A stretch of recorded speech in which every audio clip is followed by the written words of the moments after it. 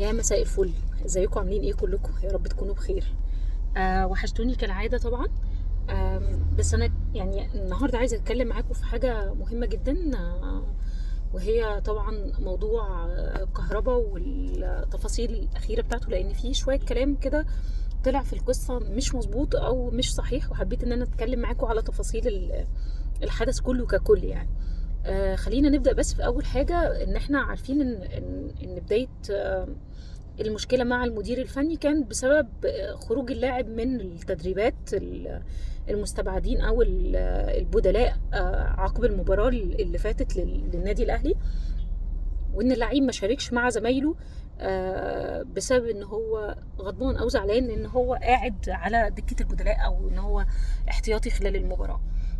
طبعا دي حاجة، يعني أنا عارفة إن الجمهور دايما مصلحة النادي بتكون رقم واحد عنده، مش اللاعب إطلاقا يعني. ودي أكتر حاجة أنا يعني ببقى متفقة معاها مع الجماهير، إن الجماهير بتدعم اللعيب وبتدعم الأندية، بس بتدعم اللاعب لما يكون اللاعب في موقف صحيح.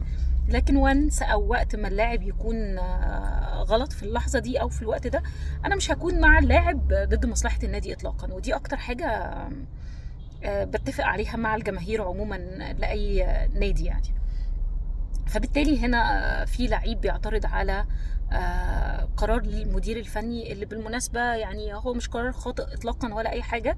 المدير الفني عنده المهاجم الأساسي بتاعه هو وسام أبو علي والمحترف، وسام شفناه خلال مشاركاته مع الجهاز الفني أو مع كولر، طبعا باستثناء فترات الإصابة مهاجم كويس ومبشر، ومحتاج ان هو يشارك باستمرار عشان تقدر ان انت تستفيد منه وتاخد منه اقصى حاجة انت محتاج تاخدها. فبالتالي قرار المدير الفني هو الوحيد اللي يسأل عنه.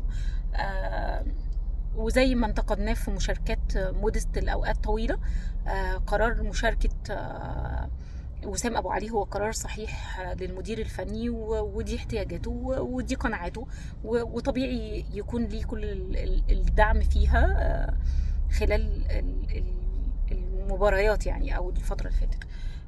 اللاعب اعترض طبعا، ما دخلش التمرين، وبعد كده كهربا قال التصريحات بتاعته ان هو كان تعبان او مجهد او ايا كان يعني. لكن طبعا لان المدير الفني عارف اللعيبه بتاعته كويس، كان عارف ان ده حتى لو هو تعبان او مجهد، فابسط حاجه انت هتعملها ان انت هتروح تستأذن المدير الفني ان انت تعبان، او طبيب الفريق او مدير الكوره او المدرب العام او اي حد من الجهاز، هتقول له ان انا تعبان عندي مشكله معينه، فبالتالي انا مش هقدر اكون متواجد في التمرين او في المران المستبعدين اللي بيكون بعد المباراه او الاحتياطي.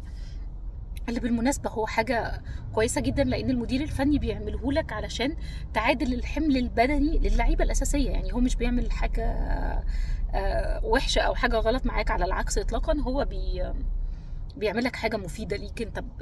كان في شكوى كتير جدا الفترات اللي فاتت ايام المدربين الفنيين التانيين، ان اللعيبه بتشتكي من ان هي ما بتاخدش حمل بدني زي اللعيبه الاساسيه. فبالتالي قرار المدير الفني هو قرار صحيح جدا. هو بيعمل حاجه لمصلحتك انت كلاعب يعني.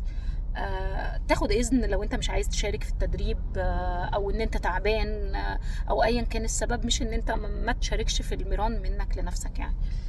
فطبعا ده كان فيه غضب اولاني من المدير الفني بسبب ده وعقوبة منه، وبالتالي ده كان فيه اعتراض من اللاعب اللي غاب عن التدريبات بدون اذن المدرب. يعني في ناس قالت ان اللاعب غايب عقاب من مارسيل كولر يعني. كولر قال له لا انت هتغيب النهارده، او استبعاد زي ما حصل مع قفشه قبل كده. لا، هو الحقيقه مش استبعاد زي ما حصل مع قفشه، على العكس اللاعب غاب من غير موافقه المدير الفني، وبالتالي تم تطبيق عقوبه جديده او توقيع عقوبه جديده على اللاعب مره تانية يعني.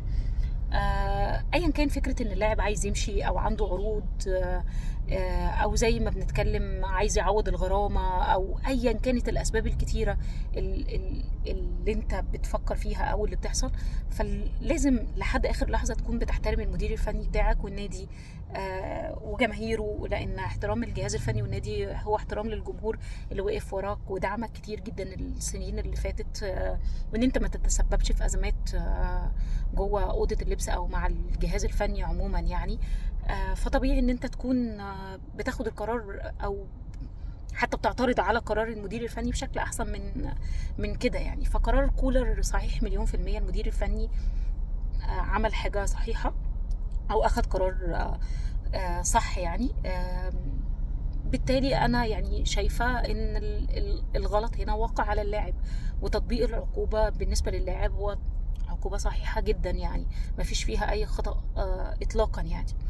موضوع الاحتراف من عدمه انا قلته قبل كده في البرنامج مع ابراهيم عبد الجواد في الهدف، وبقوله تاني ان كولر ما عندوش اي مشكله جدا في رحيلك خالص عن النادي الاهلي يعني. حتى لو انت عايز تطلع اعاره فكولر موافق، بس بمجرد ان النادي الاهلي يعوضوه بدل مهاجم، الاهلي هيجيب مهاجم واحد هيجيب 2 مهاجمين بس. الموضوع سهل يعني. واعتقد ان لو خرج للدوري السعودي زي ما بيقال او اي دوري تاني، فاعتقد ان هيجي من ورا كهرباء رقم كويس، سواء اعاره بيع ايا كان يعني.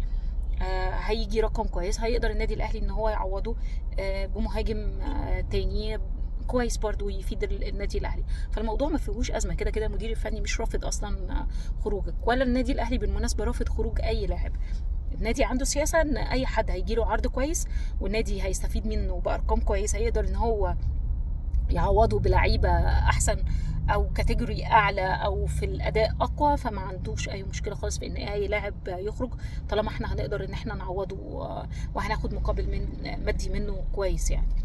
ببساطه يعني قرار كويس جدا لمارسيل كولر، مفيش فيه اي خطأ من المدير الفني. وانا من وجهة نظري الخطأ الاول والاخير يقع على اللاعب، وطبعا الجماهير عارفة حاجة زي كده، وشفت طبعا اراء الجماهير عندي كلها بتتكلم في ان المدير الفني صح، وبينتقدوا اللاعب في اللي حصل منه يعني مع المدير الفني. وده المتوقع دايما من الجمهور، ان الجمهور رقم واحد عنده مصلحة النادي مش اللاعب اطلاقا يعني، باستثناء بعض الناس يعني. واتمنى ان الموضوع طبعا يتحل وما يوصلش لازمه ولا اي حاجه من الكلام ده كله، وان على قد تطبيق العقوبه. وده اللي شفناه ان اللاعب النهارده نزل ميران المستبعدين بشكل عادي جدا، فمعنى كده ان هو تقبل العقوبه ومفيش اي ازمه تاني خلاص يعني. يكمل بقى في التدريبات بشكل عادي خالص وما يحصلش اي حاجه خلال الفتره اللي جايه. يلا لو في حاجه جديده هتلاقوني بقول لكم ان شاء الله. باي باي.